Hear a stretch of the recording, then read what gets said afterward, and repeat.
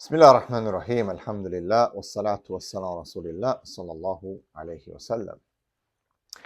In the marriage marketplace, the Muslim marriage marketplace, there are some imbalances. These imbalances are due to the differences, biological differences between men and women.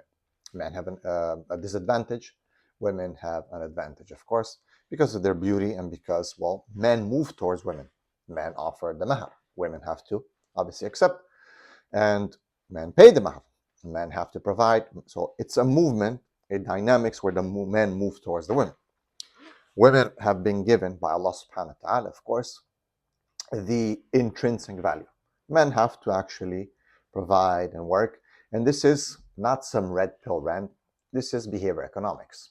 And this is something that is as old as, well, humanity. And we see in the story of Adam and Eve and their sons who competed for that woman.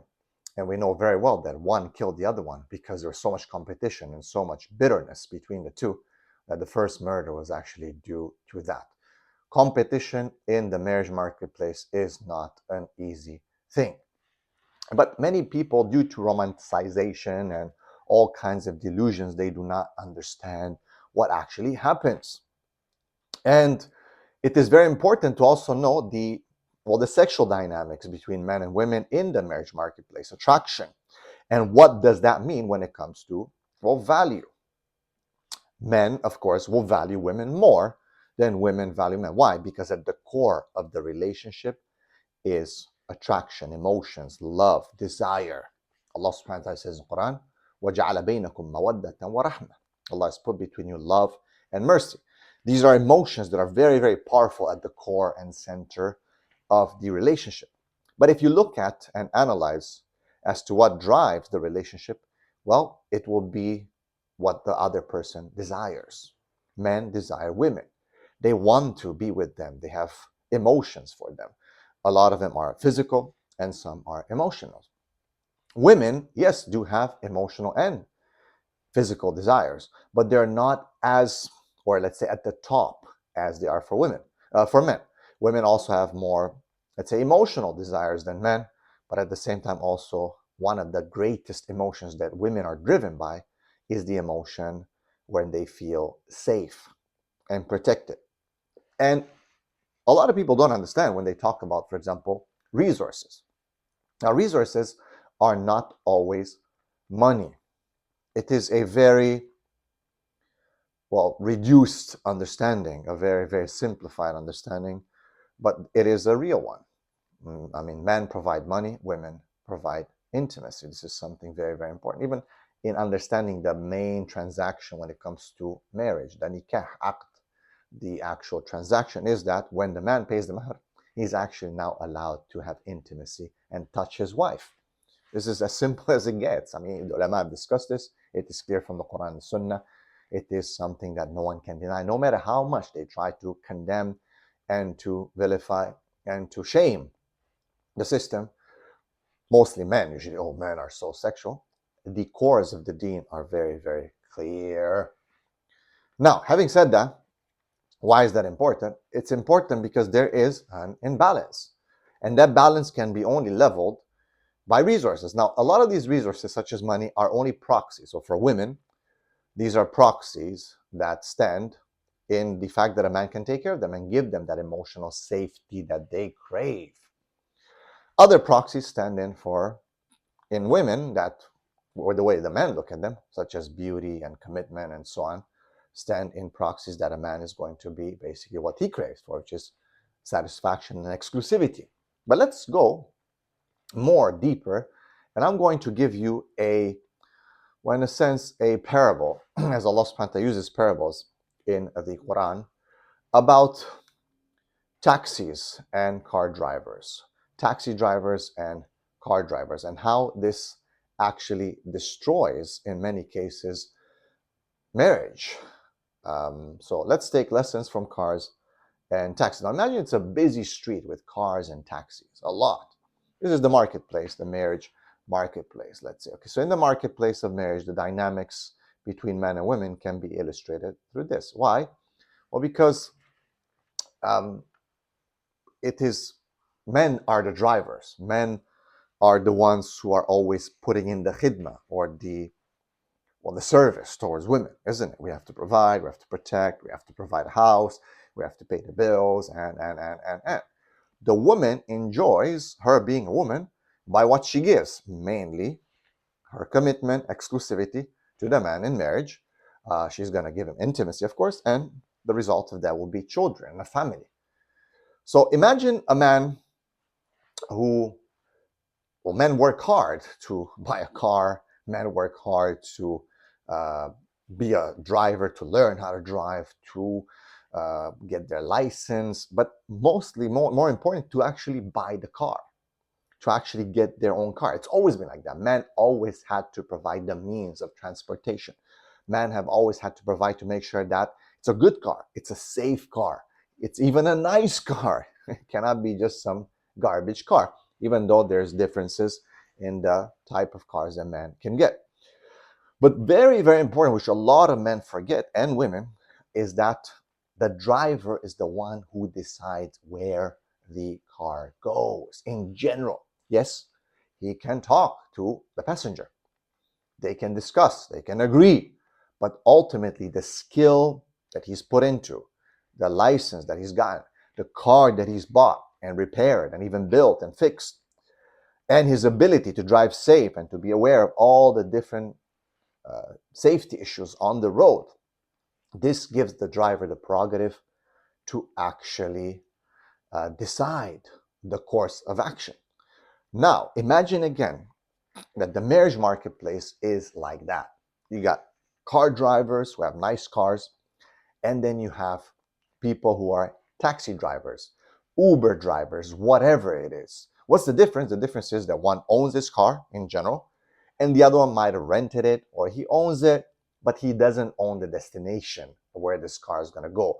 And he also doesn't really own sometimes how the car is going to be driven. He's going to have to listen to the person who basically jumped in the car, i.e. the passenger, because, well, they secured passage on that car, and there's a certain transaction that's taking place and an understanding. Mainly, I will get in your car, and I will give you something for it, but you're going to take me where I want to, where I actually want to. Now, that's kind of what it is, the difference. A car driver has a nice car. He's going to decide. He might talk to the passenger, but he is the one who decides. And plus, he has one passenger next to him and 3 in the back. There's 4 spots in his car. He is the driver, and he can actually take upon 4 spots. Now, most people are not going to do that. In general, in taxis, you don't sit in the front and you don't cram like at least 3 or 4 people in the back. You're probably going to be in the taxi just by yourself. Not many people like to share a taxi, isn't it? Not many people like to be like, hey, do you want to share? Some people do, like Uber share, all right? But in general, most women, most people like to take a taxi by themselves, right? They want to feel comfortable because it's a taxi, by the way. Why the heck would I want to go with someone else? But if it's a nice limo or a beautiful Mercedes S-Class, or maybe even another, I don't know, Bentley or a G-Wagon, some people are like, you know what, man? Just to take that ride in that nice car, I'm going to be willing to share that car with some other people as well. Again, I'm just giving you parables so you understand how it is. But the taxi is different. Now, why would many men choose to be taxi drivers where the woman decides the destination over car drivers, captains of their own car? Why is it? Because if they're not taxi drivers, the truth is that many women are not going to want to ride in that car. Those men don't have the attraction. They don't have the skills, the ability, or the attributes that women might want to jump in that car and for them to dictate the direction. So let's look at what men do to now bring attraction or value out of nothing, basically. What they do is, first of all, they give exclusivity. A taxi in general gives exclusivity. It says, no, don't worry. I won't allow anyone else to come in this car anymore. you're going to be my only passenger. Not just that, you can decide where you go. You decide. I don't have to. So let's analyze and go through this parable again so we can understand it better. But if you like this video and you benefit from it, make sure you subscribe, like, share, but also check out the links in the description and help my dawa, support the dawa, inshallah. You can become a patron, you can become a supporter with just a small donation monthly. I can continue to educate people and also fight these disgusting and poisonous ideologies that are destroying the ummah and challenging the Quran and the Sunnah. Now, let's get back to the video. Imagine a man who chooses to be a taxi driver. Well, he's ready to take his partner wherever she wants to go. At first, this seems very accommodating, even generous. But a taxi driver never steers his own course. He simply just follows direction. And that's what happens with most men in the marriage marketplace. Similar, men who give up leadership in relationships, acting only as chauffeurs, risk losing something vital.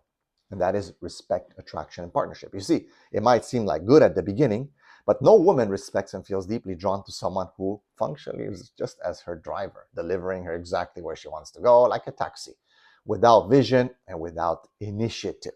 See, it goes on as a double-edged sword. Women might be like, yeah, I just want to go where I want to go. I want to be the one.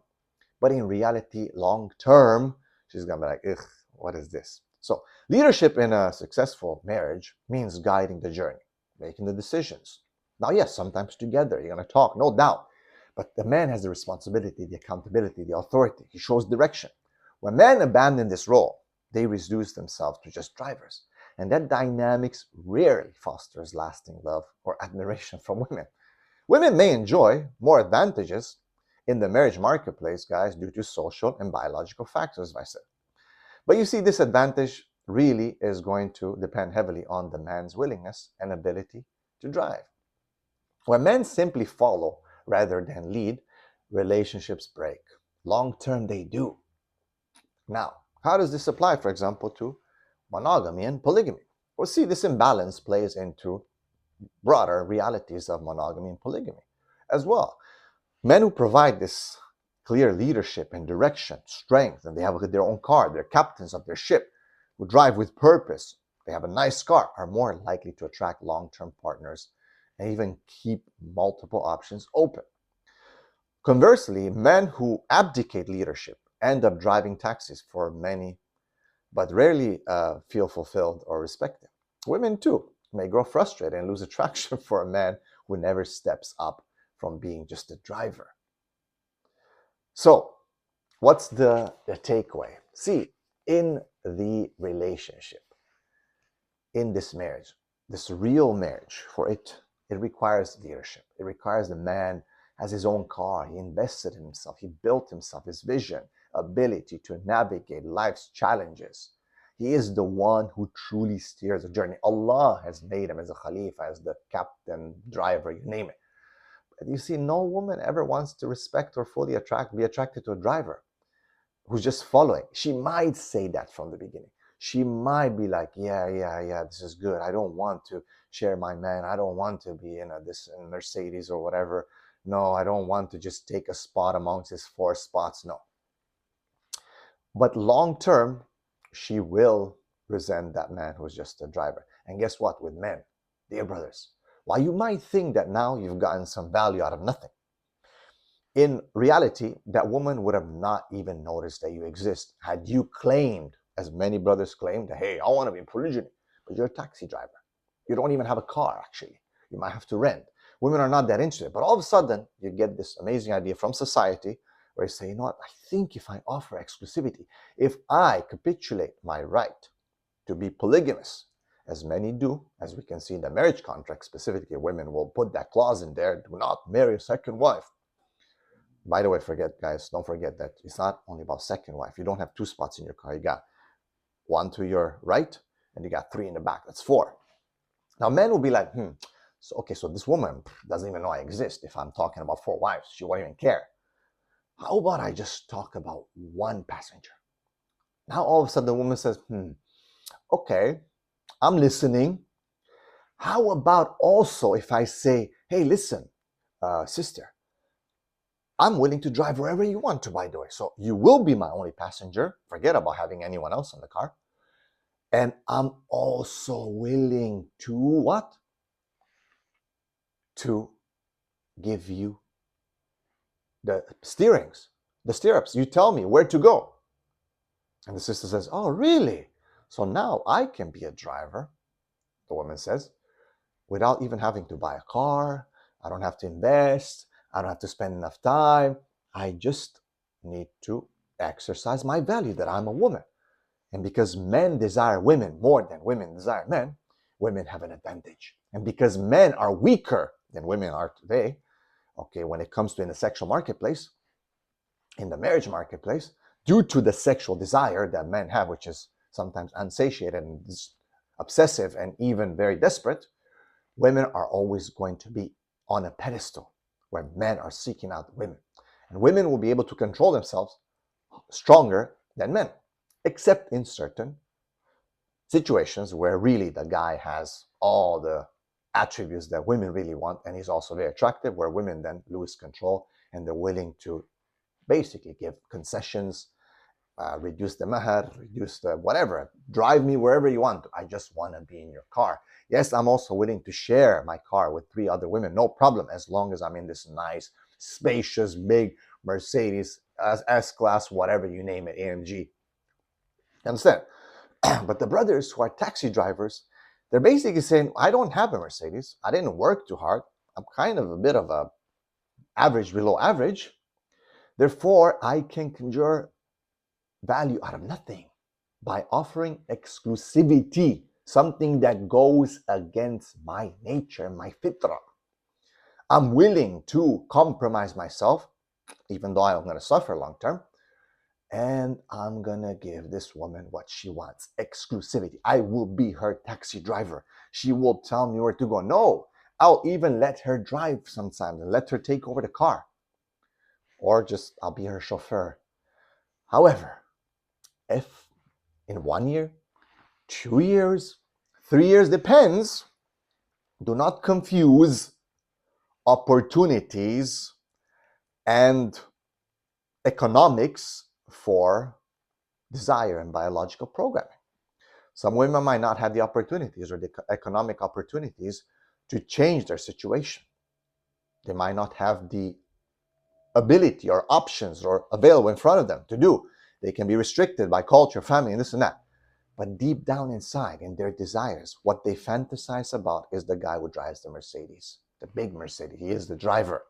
He is the man. They don't fantasize about the taxi driver. Trust me. Okay? They do not.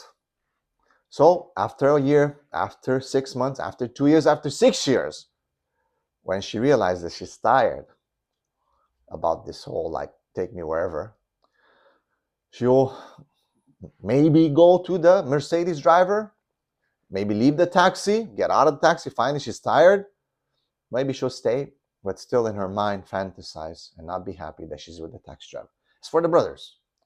Once you become a taxi driver, you can't. It's very difficult to go back to being your actual driver, the captain of your car. Very difficult. Because the woman says, wait a second. We agreed. I didn't sign up for this. I didn't sign up for you to now become a taxi driver.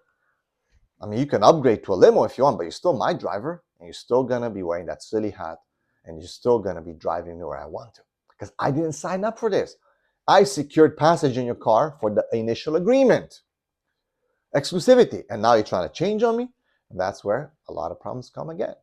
That's the problem, guys, if you compromise yourself from the beginning. And I understand why you do it. I'm explaining to people what it is. You will not be able to stop being a taxi driver, except mostly at the cost of, well, losing that relationship, most likely. Let me know what you think in the comments. It is very important to analyze this from an Islamic perspective. Allah subhanahu wa ta'ala has given men the leadership. Allah subhanahu wa ta'ala has given men the drivers. Yes, they can make shura and consult and talk, no problem. But who decides finally is the driver, the captain. The taxi driver is only told what to do. And bottom line is, in the end, while we can appreciate the taxi driver does some effort, no one is fully, deeply attracted to a taxi driver. Don't forget, guys, to click the links in this video, and I hope you enjoyed it. Assalamu alaikum wa rahmatullah.